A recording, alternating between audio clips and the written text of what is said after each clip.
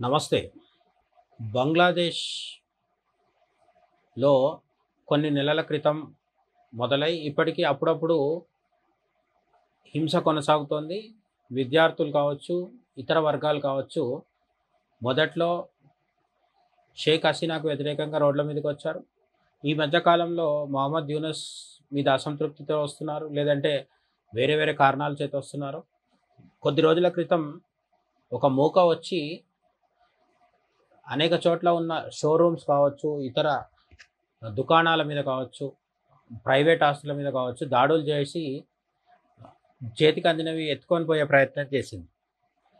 బంగ్లాదేశ్‌లో scene cut చేస్తే మన పశ్చిమ బెంగాల్‌లో అసలు నిజానికి మన భారతదేశంలో ఉన్న మమతా బెనర్జీ పరిపాలిస్తున్న బెంగాల్‌ని ఎందుకని మనం వెస్ట్ బెంగాల్ అంటాం, పశ్చిమ బెంగాల్ అంటామంటే బ్రిటిషర్ల కాలంలో మొత్తం ఒక పెద్ద బెంగాల్ ఉండేది. ఆ పెద్ద సువిశాలమైన బెంగాల్‌ని బ్రిటిషర్లు కుట్రపూరితంగా ముస్లింలు ఎక్కువ ఉన్న దాన్ని ఈస్ట్ బెంగాల్‌గా, హిందువులు ఎక్కువ ఉన్న దాన్ని వెస్ట్ బెంగాల్‌గా విభజించడం జరిగింది.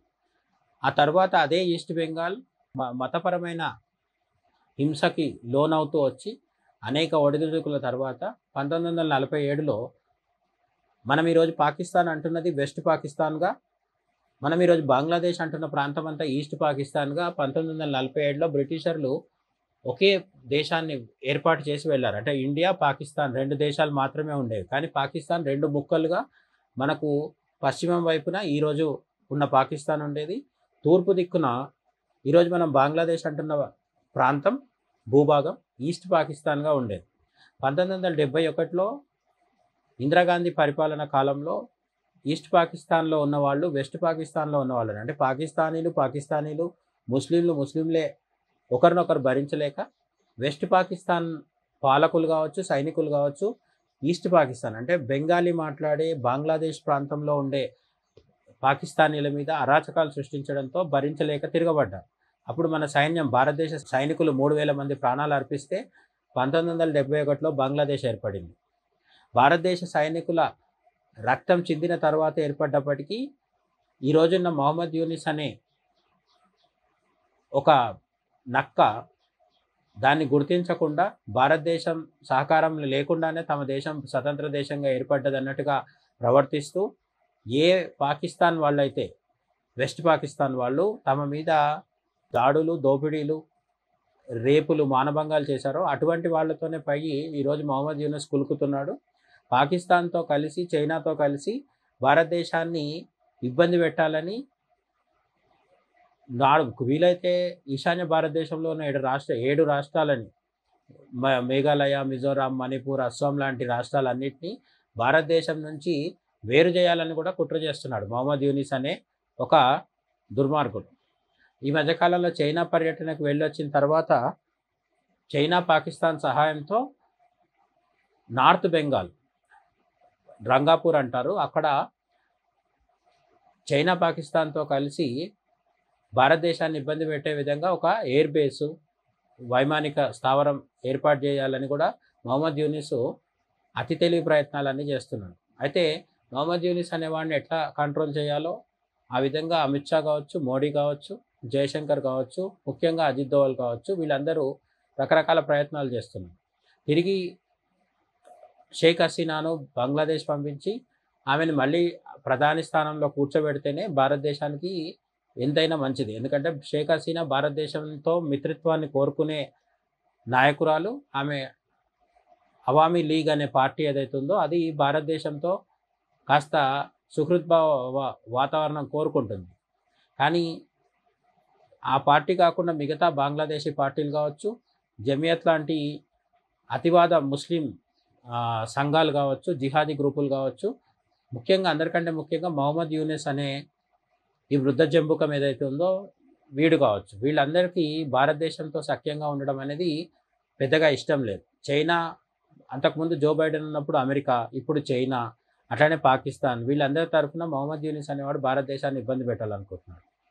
అయితే ఇదంతా ఇప్పుడు మనం ఎందుకు చెప్పుకుంటున్నాం అంటే బంగ్లాదేశ్‌లో గత కొన్ని నెలలుగా ఇదంతా జరుగుతుందనే విషయం మనకు తెలిసినప్పటికీ సడన్‌గా ఒకప్పుడు ఈస్ట్ బెంగాల్ అన్నీ ఈరోజు బంగ్లాదేశ్ పేరుతో ఉన్న ప్రాంతంలో జరుగుతున్న గొడవలు లాంటివే మన దేశంలో ఉన్న పశ్చిమ బెంగాల్లో మమతా బెనర్జీ నాయకత్వంలో ఉన్న పశ్చిమ బెంగాల్ అనే రాష్ట్రంలో ముర్షిదాబాద్ అనే ప్రాంతంలో బంగ్లాదేశ్లో జరుగుతున్న లాంటి అల్లర్లే ఇక్కడ కూడా జరుగుతున్నాయి.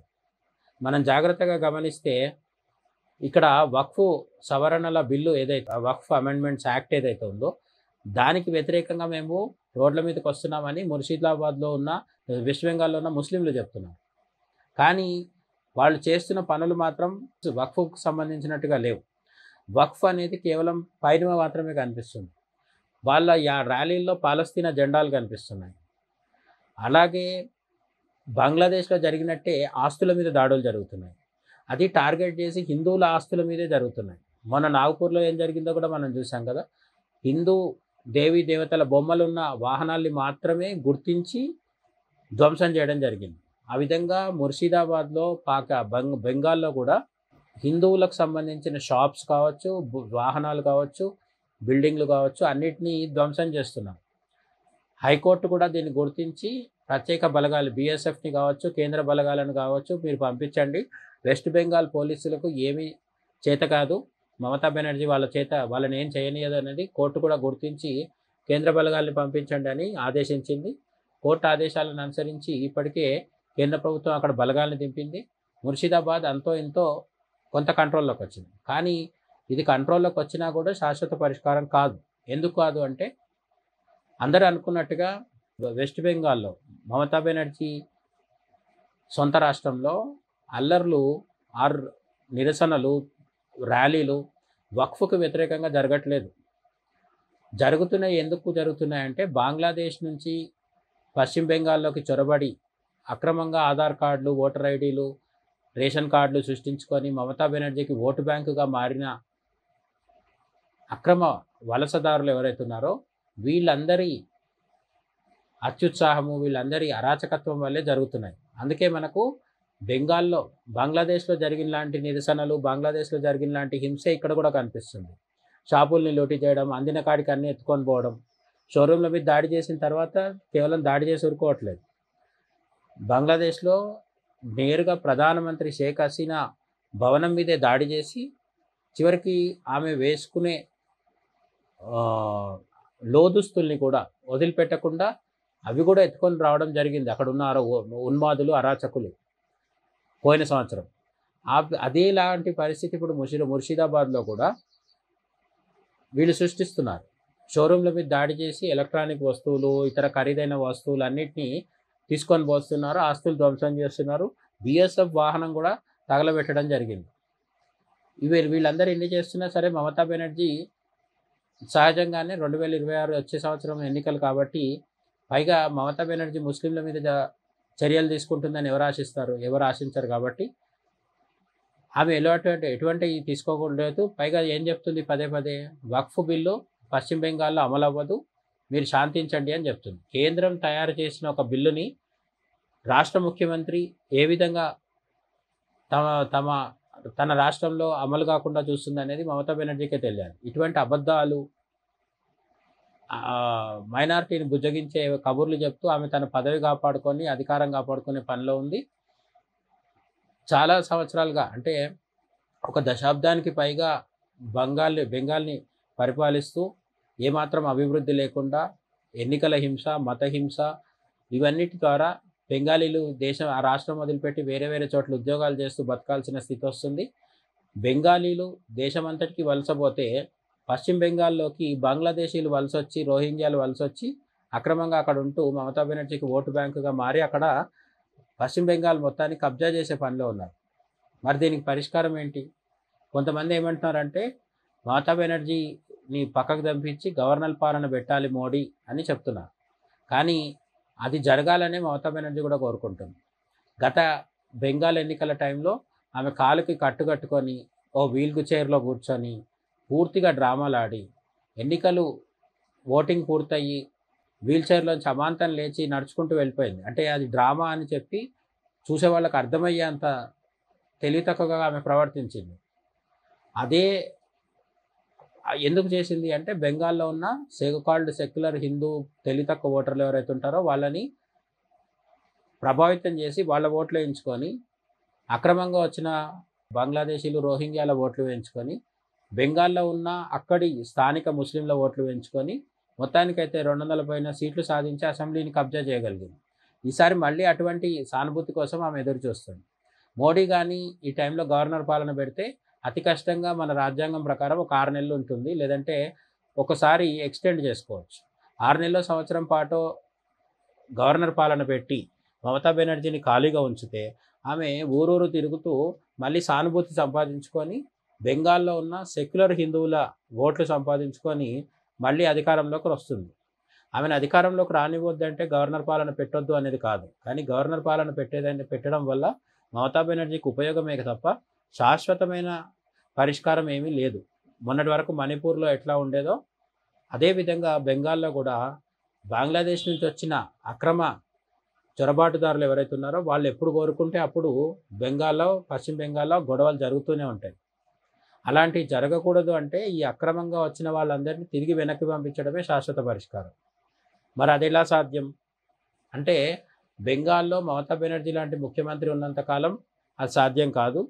బెంగాల్లో బీజేపీ అధికారంలోకి రావాలి. సరే, అది 2026 వచ్చే సంవత్సరం వరకు టైం ఉందనుకున్నా కూడా అంతలోపు చాలామంది మాజీ సైనికాధికారులు కావచ్చు, జియో పాలిటిక్స్ మీద బాగా అవగాహన ఉన్న వాళ్ళు కావచ్చు, వీళ్ళందరూ చెప్తున్నది ఏంటంటే మొహమ్మద్ యూనస్ అహంకారానికి చెక్ పెడుతూ అతి తెలివికిని కత్తిరిస్తూ చైనా పాకిస్తాన్లతో కలిసి ఏదో చేసేద్దామని ఆవేశపడుతున్న మొహమ్మద్ యూనస్కి గట్టి బుద్ధి చెప్పాల్సిన అవసరం ఉంది. అదే టైంలో ఈశాన్య రాష్ట్రాలకు భారతదేశానికి మధ్యలో ఉన్న ఒక చికెన్ నెక్ అంటారు కదా, ఆ చిన్న భూభాగాన్ని దగ్గర మన బలహీనత ఉంది. అక్కడ దాన్ని కబ్జా చేసి భారతదేశంలో అంతర్భాగమైన ఈశాన్య భారతదేశంలోని 7 రాష్ట్రాలకి మధ్య భూభాగాన్ని కట్ చేద్దామని చెప్పి మొహమ్మద్ యూనస్ ప్లాన్ చేస్తున్నాడు. దానికి విరుగుడు ఏంటి అంటే చాలామంది సైనికాధికారులు కావచ్చు, మిగతా వాళ్ళు చెప్తున్నది ఏంటంటే అనలిస్టులు కావచ్చు, నార్త్ బంగ్లాదేశ్ అంటే బంగ్లాదేశ్లో ఉత్తర భాగంలో ఉన్న రంగపూర్ లాంటి ఇట్లాంటి ప్రాంతాలు ఏవైతే ఉన్నాయో ఆ ప్రాంతాలన్నింటినీ భారతదేశ సైన్యం జస్ట్ కొన్ని రోజుల వ్యవధిలో ఆక్రమించి మన వశంలోకి తీసుకొని వాటిని బంగ్లాదేశ్ నుంచి విడదీసేస్తే ఇదొక శాశ్వత పరిష్కారం అవుతుంది అని చెప్తున్నారు. ఇంకో దేశంలోకి వెళ్ళి ఆ దేశ భూభాగాన్ని ఆక్రమించి ఇంకొక పక్క దేశాన్ని 2 ముక్కలు చేయడం అంత ఈజీనా అంటే ఖచ్చితంగా ఈజీ కాదు, కానీ అసాధ్యం కూడా కాదు. ఎందుకంటే మనం భారతదేశం చైనాతో యుద్ధం చేయడం అంటే చాలా కష్టం, కానీ పాకిస్తాన్, బంగ్లాదేశ్ మనకున్న ఆర్మీ సైనిక శక్తి ముందు నథింగ్. పాకిస్తాన్తో పోలిస్తే బంగ్లాదేశ్ మరింత బలహీనమైన దేశం సైనిక పరంగా. కాబట్టి బంగ్లాదేశ్ దగ్గర ఏం పెద్ద న్యూక్లియర్ బాంబ్స్ కూడా లేవు. కాబట్టి బంగ్లాదేశ్ ఉత్తర భాగాన్ని వెంటనే భారత సైన్యం బంగ్లాదేశ్ ఉత్తర భాగాన్ని మన నియంత్రణలోకి తీసుకొని ఇప్పుడు చికెన్ నెక్ అని చెప్పి జస్ట్ ఒక 20 కిలోమీటర్ల వెడల్పుతో ఏదైతే ఉందో ఆ భూభాగాన్ని పెంచుకొని ఉత్తర బంగ్లాదేశ్ని మన దేశంలో కలుపుకోవడం అనేది శాశ్వత పరిష్కారం అని చాలామంది చెప్తున్నారు. ఈ పని మోడీ సర్కార్ చేస్తుందా చేయదా అనేది మనం ఎదురు చూడాలి. కానీ ఆ దిశగా తెర వెనుక అనేక ఏర్పాట్లు జరుగుతున్నట్టయితే మనకు అనిపిస్తుంది. ఎందుకంటే సర్జికల్ స్ట్రైక్స్ అయినా, బాలాకోట్ బాంబు దాడులైనా సరే ఒక 4 రోజుల ముందు చెప్పి అందరికీ మీడియాకి ఇన్ఫర్మేషన్ ఇచ్చి యూట్యూబ్లో ఉండే ఛానల్స్ అన్నిటికీ చెప్పి ఏ ప్రభుత్వం కూడా చేయదు. మోడీ ప్రభుత్వం అసలే చేయదు. కాబట్టి మనం ఊహించినప్పుడే ఆ సైనిక చర్య జరుగుతుంది అనుకోవడానికి లేదు. కానీ ఖచ్చితంగా అతి త్వరలో మొహమ్మద్ యూనిస్కి దిమ్మ తిరిగిపోయే షాక్ మాత్రం మోడీ సర్కార్ ఖచ్చితంగా ఇవ్వబోతుంది. దానికోసం మనం ఈగర్గా వెయిట్ చేస్తాం. బంగ్లాదేశ్లో స్విచ్ ఆఫ్ చేస్తేనే మన పశ్చిమ బెంగాల్లో జరుగుతున్న గొడవ అంతా సద్దుమణుగుతుంది అనేది మనం అర్థం చేసుకోవాల్సిన విషయం. జై హింద్.